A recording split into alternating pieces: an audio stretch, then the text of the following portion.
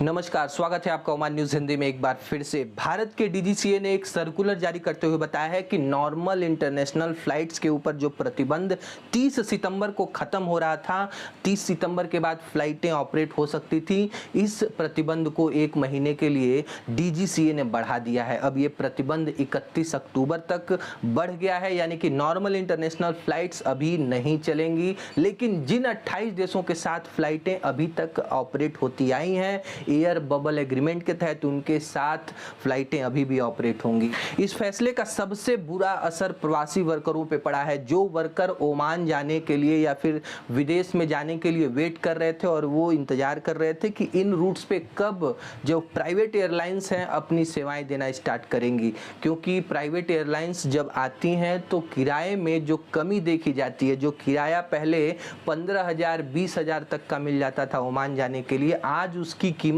60,000 है, 50,000 है, क्योंकि इस रूट पे केवल 3 एयरलाइनें ऑपरेट कर रही हैं, एयर इंडिया, ओमान एयर और सलाम एयर, और तीनों एयरलाइनों के अलावा किसी और को अनुमति नहीं दी गई है। हालांकि डीजीसीए के सर्कुलर में बताया गया है कि जिन देशों के साथ कोविड-19 के संक्रमण कम होते हमें दिखेंगे, उन अंतर्राष्ट्रीय मार्गों पे और भी फ्लाइटों को संचालित करने की हम अनुमति दे सकते हैं। अब बात कर लेते हैं ओमान के कोविड अपडेट के बारे में। मिनिस्ट्री ऑफ हेल्थ ने पिछले 24 घंटों का आंकड़ा जारी करते हुए बताया कि ओमान में 32 नए कोविड मरीज सामने आए हैं और किसी की भी मृत्यु नहीं हुई है कोविड के वजह से। ओमान में दर्ज कुल मामलों की संख्या 3,03,705 है। मरने वालों का कुल आंकड़ा 4,995 है और जो लोग ठीक हो गए हैं उनका जो प्रतिशत 97.9% दर्ज किया गया है, यानी कि 2,97,252 लोग पूरी तरह से रिकवर हो गए। हॉस्पिटल्स में एडमिट होने वाले रोगियों की संख्या कम होकर 36 हो गई है और जो लोग आईसीयू में एडमिट हैं उनकी संख्या 20 बताई जा रही है। ओमान में प्रवासियों के वैक्सीनेशन के ऊपर भी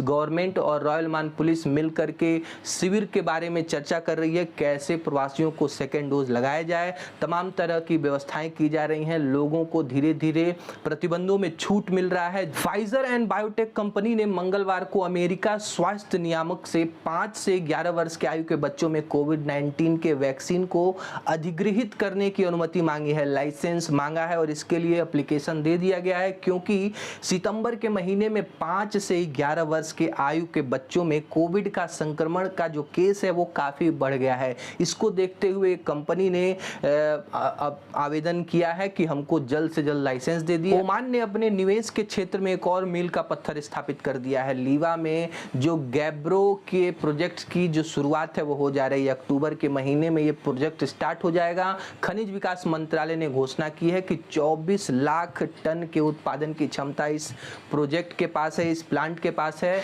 नामा समूह जो कि ओमान में लोगों के घरों में बिजली सप्लाई करती है, इन्होंने एक अनाउंसमेंट की है कि आने वाले 2025 तक हम ग्राहकों के घर में लगा हुआ पुराना एनालॉग मीटर को चेंज करेंगे। पूरी तरह से उनके घरों में स्मार्ट मीटर परियोजना के तहत स्मार्ट मीटर लगाया जाएगा और पूरी तरह से प्रीपेड होगा, यानी कि आप रिचार्ज करिए और बिजली जलाइए, रिचार्ज खत्म बिजली कट।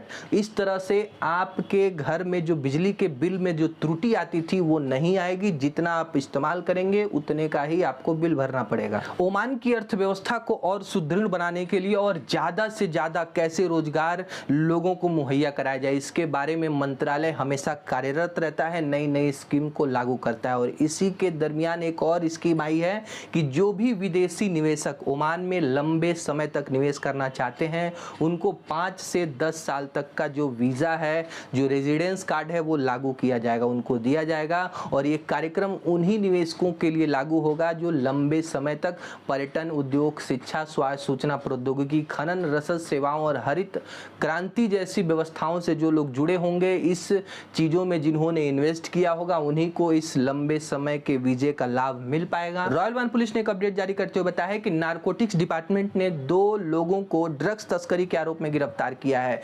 एक व्यक्ति समुद्र के रास्ते सल्तनत में घुसपैठ कर रहा था और जो दूसरा प्रवासी व्यक्ति है इसको ड्रग्स ला करके दे रहा था और उसी समय पुलिस का छापा पड़ गया। पुलिस ने इन दोनों को धर दबोचा है और इनके पास से 48 किलोग्राम से ज्यादा जो ड्रग्स है वो बरामद हुई है। मवासलात ओमान की एक बहुत ही फेमस ट्रांसपोर्ट कंपनी है जिसका इस्तेमाल लगभग हर व्यक्ति करता है। आप ऑफिस जाते हैं, मार्केट जाते हैं, किसी काम से जाते हैं, स्कूलों में जाते हैं तो ज्यादातर जगहों पे आपको मवासलात मवासलात की जो गाड़ियां हैं उनके फेरी सुविधाओं को लेना पड़ता होगा।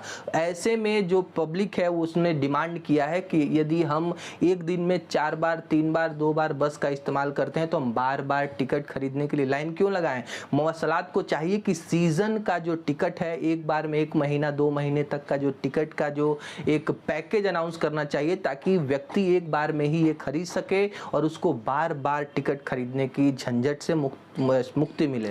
ओमान की अर्थव्यवस्था को इस समय बहुत सारे सपोर्ट की आवश्यकता है। जैसे जैसे गतिविधियों को खोला गया है, जैसे जैसे नियमों को ढील दिया गया है, जो व्यापारी हैं, जो व्यवसाय हैं, धीरे धीरे से अपने प्रोडक्शन को स्टार्ट कर रहे हैं और जिससे ओमान की अर्थव्यवस्था मजबूत हो रही है। लेकिन इस व्यवस्था में सबसे बड़ा जो मजबूती का कारण सामने आया है कि कच्चे तेल की जो कीमतें हैं लगातार बढ़ती जा रही हैं। 28 सितंबर को ओमान के कच्चे तेल की कीमत $77.37 प्रति बैरल हो गई। ओमान में बच्चों के ऑनलाइन टीचिंग की व्यवस्था हो रही है, स्कूल भी ओपन हो चुके हैं। भारतीय स्कूलों में अभी 10th और 12th के बच्चे 3 अक्टूबर से जा सकते हैं। इसके बाद 9th और 11th के बच्चों को स्कूलों में बुलाया जाएगा और इस दरमियान सभी क्लास में ऑनलाइन शिक्षा प्रदान की जा रही है। और ओमान के मिनिस्ट्री ऑफ एजुकेशन ने टीचर्स के प्रशिक्षण के बारे में एक आयोजन किया है, जिसमें बच्चों को ऑनलाइन शिक्षा के दौरान किस तरह से समझाएं, उनकी परेशानी को समझें,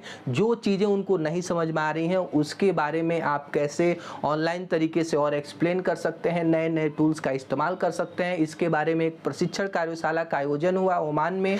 ओमान में इस समय जो फोटो स्टूडियो है, जहां पे प्रिंटिंग का काम होता है, फोटोकॉपी का काम होता है, ऐसी दुकानों में बाहर आई हुई है। मतलब कि यहाँ पे बहुत ज़्यादा लोग पहुँच रहे हैं, क्योंकि आपको पता होगा कि ओमान में 1 सितंबर से सार्वजनिक जगहों पे उन्हीं लोगों को जाने की परमिशन दी जा रही है जिनके पास कोविड का कम से कम 1 डोज जिन्होंने लगाया हो और वैक्सीनेशन का प्रमाण पत्र होना चाहिए। और ऐसे में बहुत सारे लोग प्रमाण पत्रों को अपने घर पे भूल जा रहे हैं और OTP के माध्यम से ये किसी भी साइबर कैफे में आप इसको प्रिंट आउट करा सकते हैं। तो ऐसे में आप जिस भी दुकान में देखेंगे 10, 15, 5 लोग वहाँ पे लाइन लगाए हुए मिल रहे हैं, क्योंकि इस समय ज़्यादातर जगहों पे प्रमाण पत्रों का डिमांड किया जा रहा है। आप स्कूल में जाएं, मॉल में जाएं, दवा की दुकानों में जाएं, शॉपिंग में जाएं, कहीं भी आप जाइए प्रमाण पत्र आपके साथ ले जाना आवश्यक है।